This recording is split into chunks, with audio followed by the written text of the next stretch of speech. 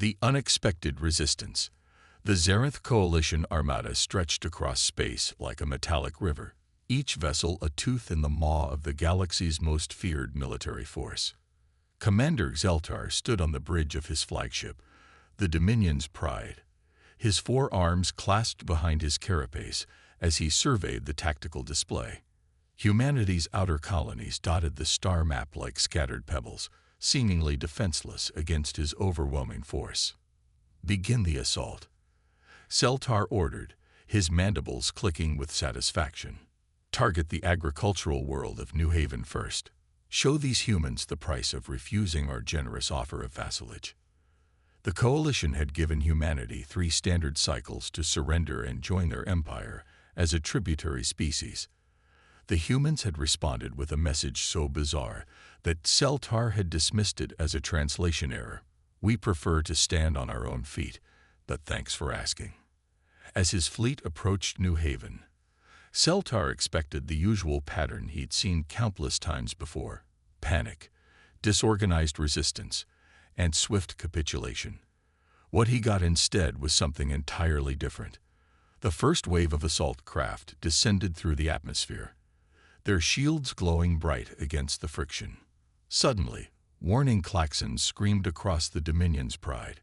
Xeltar watched in disbelief as multiple craft simply vanished from his tactical display, not destroyed by visible fire, but seemingly swallowed by the planet itself. "Report," he demanded, his primary eyes narrowing.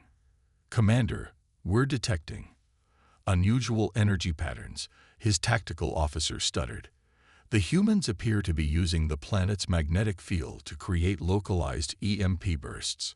Our systems weren't prepared for this level of technological adaptation." Xeltar felt a ripple of unease pass through his exoskeleton.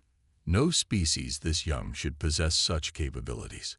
According to intelligence reports, humans had only achieved faster-than-light travel 2 centuries ago.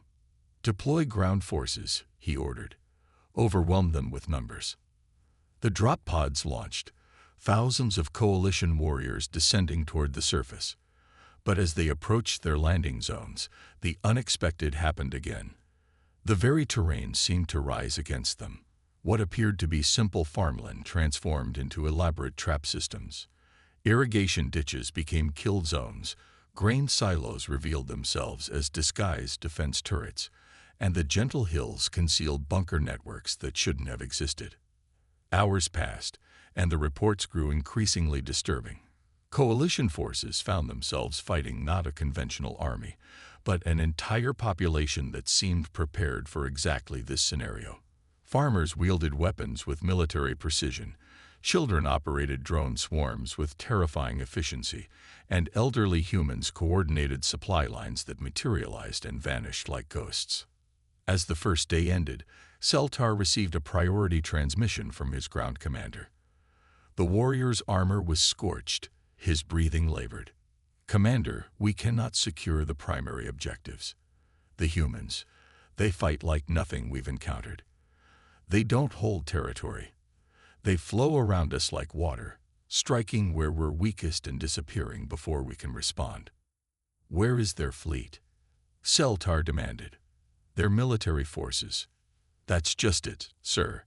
We've encountered no regular military units. These are civilians. All of them." The revelation struck Xeltar like a physical blow. He turned to his intelligence officer. "Show me the latest scans of human military deployments." The holographic display shifted, revealing something that made his blood run cold. The main human fleet, the one they'd been tracking for months, was nowhere to be found. Not destroyed, not hidden in some distant system, but simply gone. "This is impossible," Xeltar muttered. "You cannot hide an entire fleet." A junior communications officer raised a trembling appendage. "Commander, we intercepted a human transmission." You should hear this." The bridge fell silent as a human voice filled the air, calm and almost amused. "Tell the Coalition they haven't seen our real forces yet. This is just our neighborhood watch program." Xeltar felt something he hadn't experienced in centuries of warfare: genuine fear. If civilians could mount this level of resistance, what would their actual military be capable of?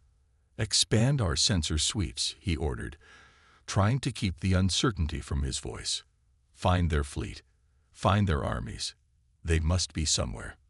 But as the hours turned to days and the coalition's casualties mounted, a terrible realization began to dawn on Exceltar. Perhaps the humans weren't hiding their forces. Perhaps they were simply waiting, watching, and letting the coalition exhaust itself against defenses that were never meant to be anything more than a first line of resistance. The Dominion's pride shuddered as another report came in. 3 more assault groups had been repelled, this time by what appeared to be modified mining equipment that had somehow been turned into devastatingly effective weapons. Zeltar stared at the tactical display, watching his mighty armada struggle against an enemy that refused to fight by the rules of conventional warfare. Somewhere out there, the real human fleet waited, and for the first time in his long career, Commander Exceltar wondered if he had led his forces into a trap from which there might be no escape. The rising fear. 3 weeks into the invasion, the coalition's advancement had stalled across every front. Commander Exceltar paced the bridge of the Dominion's pride, his Ketan plates rattling with barely contained frustration. The tactical displays showed a war unlike any he had commanded before, not the clean, decisive victories of the past, but a grinding battle of attrition against an enemy that seemed to grow stronger with each passing day. "Status report on the Kepler offensive," he demanded, turning to his operations officer. The officer's antennae drooped in defeat. "Our forces have taken the orbital stations, Commander, but the surface. The humans have turned the entire moon into a fortress. Every crater hides weapons. Every settlement is a trap. We've lost 40% of our landing force." Zeltar's mandibles clicked rapidly, a nervous habit he thought he'd conquered decades ago. The numbers were staggering. In 3 weeks, the coalition had suffered more casualties than in their last 5 campaigns combined. And still, they had encountered no trace of humanity's main military forces.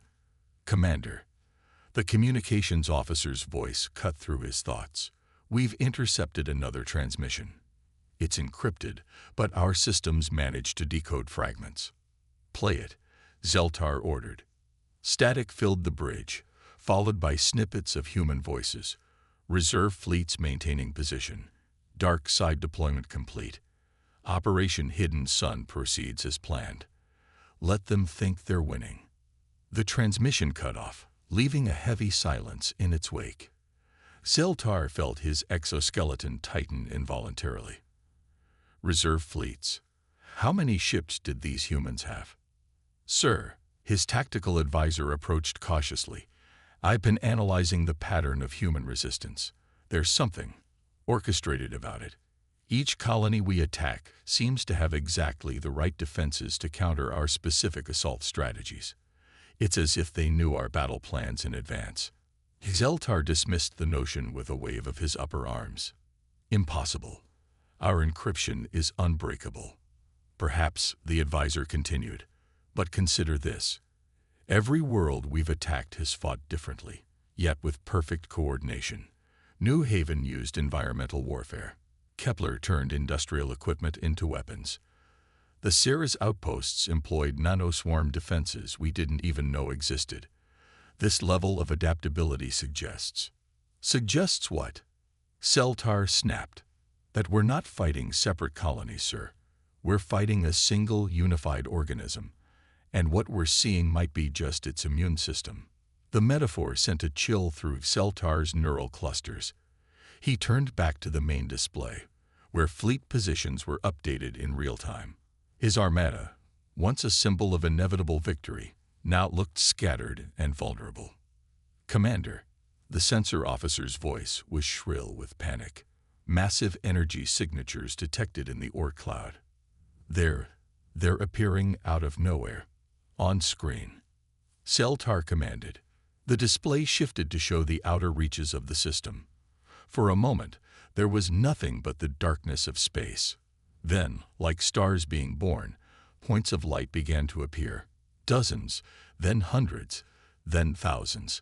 Each one represented a ship dropping out of some form of stealth or arriving from wherever they had been hiding. Analysis. Celtar demanded, though he already knew what he was seeing. Ships of unknown configuration. Sir, energy readings are off our charts. They're not using any propulsion system we recognize. The bridge crew watched in stunned silence as the human fleet continued to materialize. It wasn't just the number of ships that was terrifying. It was their formation.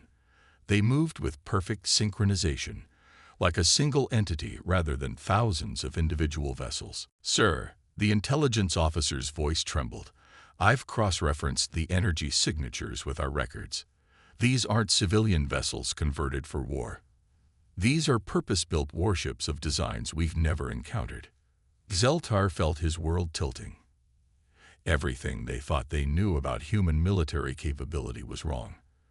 The colonists hadn't been fighting desperately because they were alone. They had been fighting confidently because they knew what was coming. Establish communication with the human fleet, he ordered, trying to maintain his composure. Perhaps we can negotiate. He was interrupted by an incoming transmission. The main screen flickered to life, showing a human admiral with gray hair and steel eyes. She spoke with quiet authority that somehow carried more weight than any threat. Commander Celtar of the Xerath Coalition, I am Admiral Sarah Chen of the United Earth Defense Force. You've had your chance to test our civilian defenses. Now you face our military. I suggest you consider your next actions very carefully. Celtar studied the human's face, searching for any sign of bluff or weakness. He found none. Admiral Chen, surely we can reach a diplomatic solution.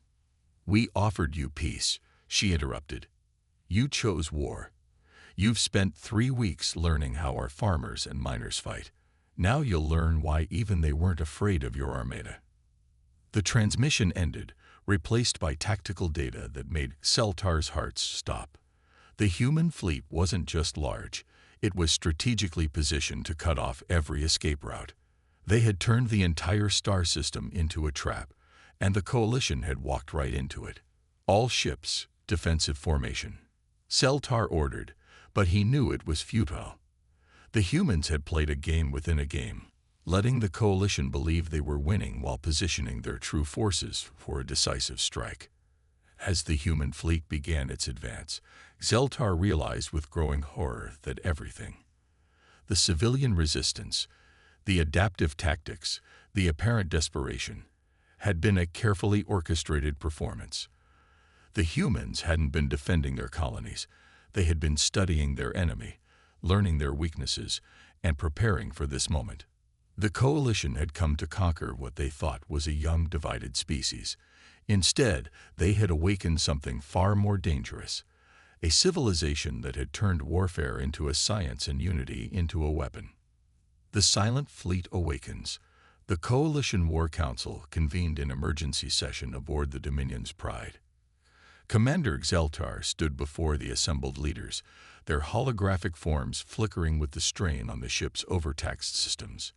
Fear permeated the virtual chamber, a sensation none of them had experienced in their conquering careers. We must retreat, urged General Crixon, his scaled hide pale with stress. The humans have outmaneuvered us at every turn. Retreat is not an option. Celtar countered, though his own certainty wavered. We still outnumber them 3-1. If we consolidate our forces.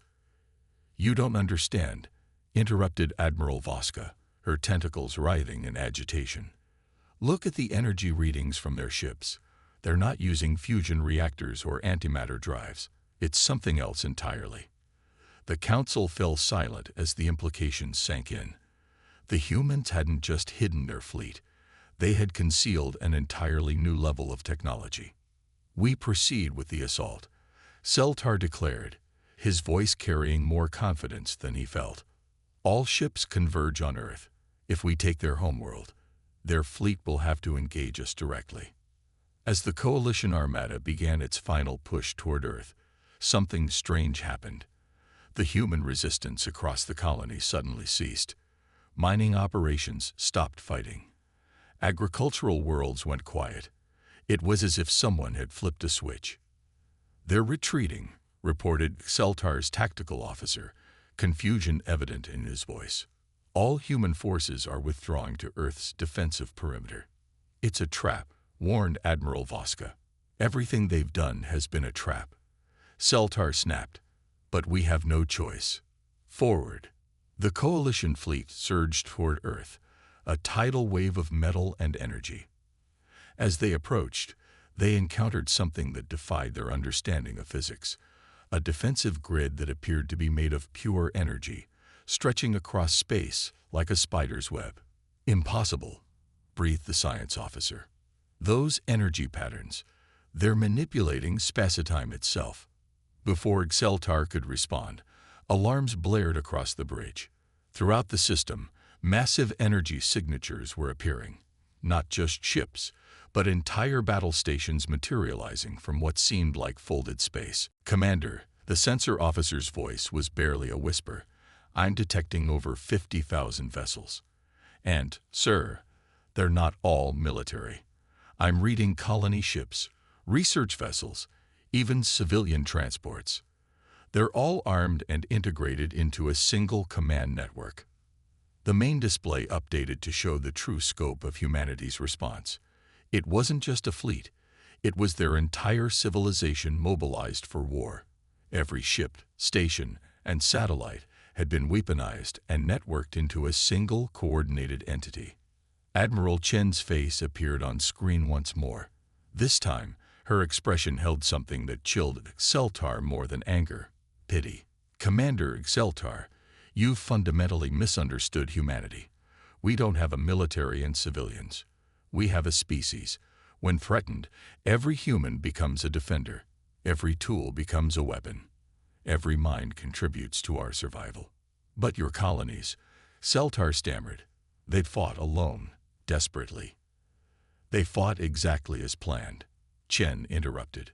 "Every tactic, every sacrifice, every apparent act of desperation was designed to teach us about you. Your strategies, your weaknesses, your assumptions. We needed to understand our enemy." The tactical display showed human forces moving with impossible coordination. Ships that shouldn't have been able to fight in formation maneuvered like extensions of a single mind. Civilian vessels deployed military-grade weapons. Research ships projected energy fields that defied Coalition understanding of physics. "You came to conquer Earth," Chen continued, "but you never asked the right question. It's not about how many ships we have or how advanced our weapons are. It's about what we're willing to become to protect our home." The Coalition fleet, mighty as it was, found itself surrounded and outmatched not by superior numbers or technology alone, but by something far more fundamental: unity of purpose. Every human ship, from the largest dreadnought to the smallest transport, moved with single-minded determination. "All ships, emergency retreat protocols." Celtar screamed, abandoning his pride in the face of annihilation. But it was too late. The human fleet had woven a net of interdiction fields, trapping the Coalition forces in a pocket of twisted spacetime. "We offer you one chance." Admiral Chen's voice cut through the chaos. "Surrender unconditionally. Return to your space and never threaten humanity again, or face extinction." Celtar looked at his tactical display, at his proud armada now caught like insects in amber. He thought of the colonies they had attacked, of the civilians who had fought with such fearless determination. He understood now. They hadn't been afraid because they knew their species stood behind them, ready to emerge from the dark between stars. "We surrender," he transmitted, each word tasting of ash. "The Coalition accepts your terms." As the human fleet began processing the surrender, Celtar received one final transmission from Admiral Chen, this one on a private channel. "Let this be a lesson to the galaxy," she said softly. "Humanity may be young, but we learned something in our turbulent history that older species forgot. When faced with extinction, we don't just fight. We evolve. We adapt. We become whatever we need to be to survive." The channel closed, leaving Celtar to contemplate the ruins of his career and the dawn of a new galactic order. The coalition had sought to add another conquest to their empire. Instead, they had awakened a sleeping giant and introduced to the galaxy a species that would redefine the very nature of warfare. As human ships began escorting coalition vessels out of the system, Celtar realized that the most terrifying thing about humanity wasn't their hidden fleet or their advanced technology. It was their ability to unite, to turn their entire civilization into a weapon when threatened. The stars hadn't fallen silent that day. They had simply paused to witness the birth of a new power in the galaxy. And across the cosmos, other species would soon learn what the coalition had discovered at such terrible cost. Humanity was not a civilization to be conquered, but a force to be reckoned with. The age of human expansion had begun, and the galaxy would never be the same.